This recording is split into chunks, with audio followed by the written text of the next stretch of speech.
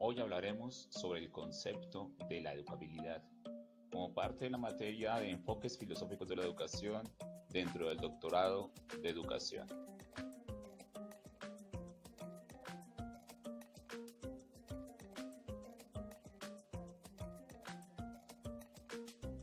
El concepto de educabilidad fue acuñado inicialmente por el filósofo alemán Herbert, el cual lo significó como ductilidad, como plasticidad del hombre ante la moralidad.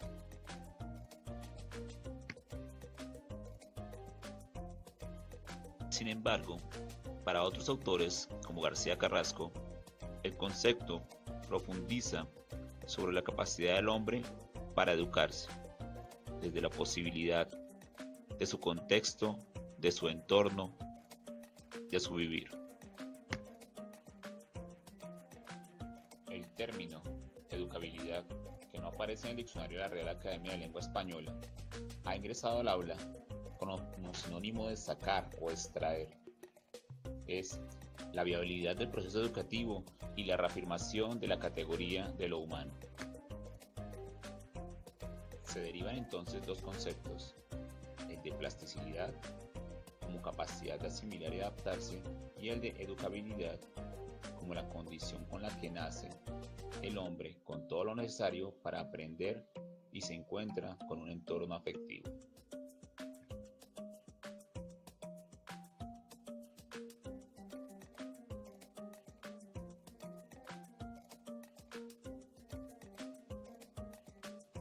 Para Fulat, ciertamente la educabilidad es cambio intencional, que se sustenta en la plasticidad de todo ser vivo.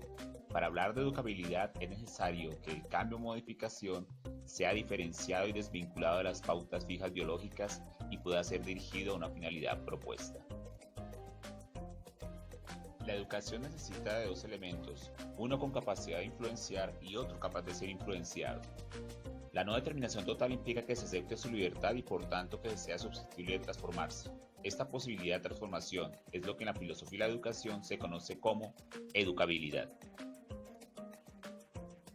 La mayor limitación de la educabilidad es la corporeidad. La corporeidad, en el hombre es materia, frena los impulsos hacia lo infinito. Si la espiritualidad es la base de la educabilidad, la corporeidad es la base de sus limitaciones.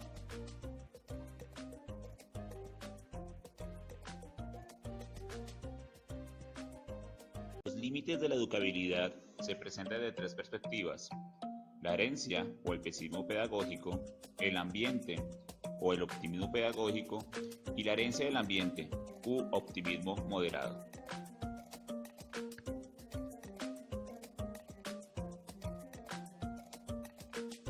El pesimismo pedagógico nos habla de que en la constitución congénita del individuo se halla ya inscrita toda su evolución personal, de tal modo que cabe hablar de delincuentes natos, de héroes natos o de individuos normales también natos.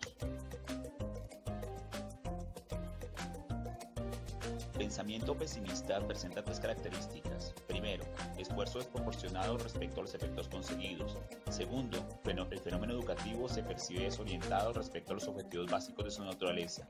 Y tercero, se abandonaron inconscientemente las metas evolutivas que significaron en otrora la aparición del hombre sobre la tierra.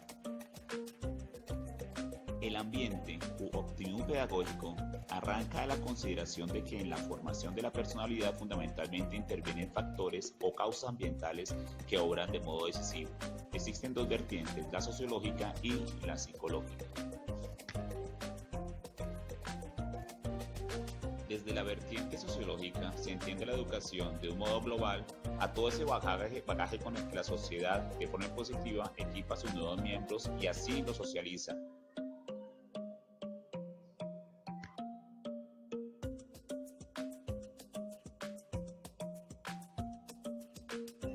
Desde la vertiente psicológica, la personalidad humana es plástica y además se va configurando progresivamente según las experiencias a que se vea sujeta. La consecuencia es también aquí que la educación vista como el conjunto de todas ellas de una acción omnipotente.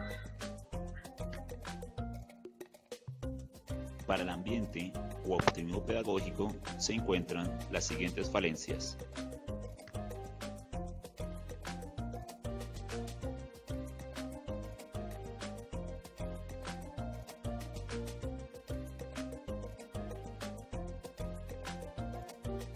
Desde la perspectiva de herencia, ambiente, optimismo moderado, encontramos que solamente la interrelación de ambos vectores genéticos y ambientales pueden permitirnos una aproximación a la explicación de la educabilidad.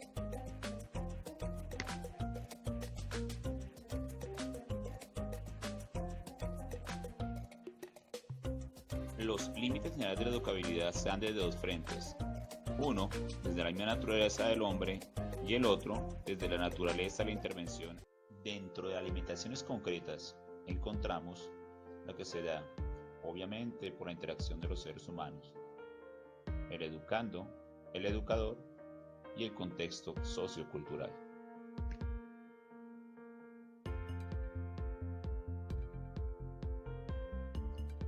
Son características de la educabilidad lo personal, lo intencional, lo dinámico y lo necesario.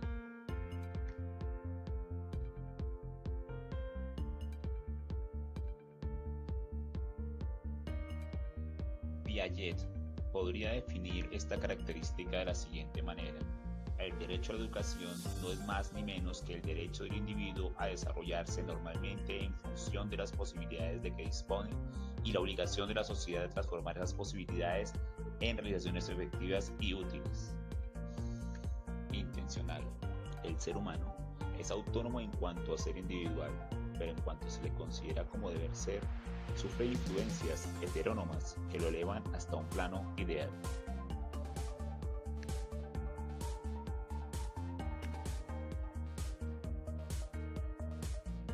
Dinámico. Todo lo que rodea al individuo influye en la constitución de su personalidad mediante la interiorización que hace de tales influjos, que contribuyen a enriquecer el desarrollo personal, posibilitando que las potencialidades se conviertan en actos. Es lo que constituye el carácter dinámico de la educabilidad. La habilidad es necesaria porque sin ella el hombre se vería privado de posibilidades de autorrealización, de personalización y de socialización. Ser educable y poder llegar a ser hombre es la misma cosa.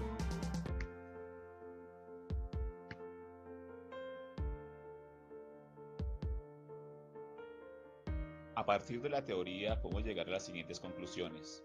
La educabilidad es una cualidad humana que en su conjunto de disposiciones y capacidades del educando le permite recibir influencias y reaccionar. Los docentes todo el tiempo somos actores de la educabilidad, por lo tanto, las posturas se centran en alguna o en los tres límites que propone el autor. La educabilidad propuesta dentro del optimismo moderado, donde las prácticas pedagógicas, bien planeadas y teniendo en cuenta la diversidad de los estudiantes, conducen a mejores resultados.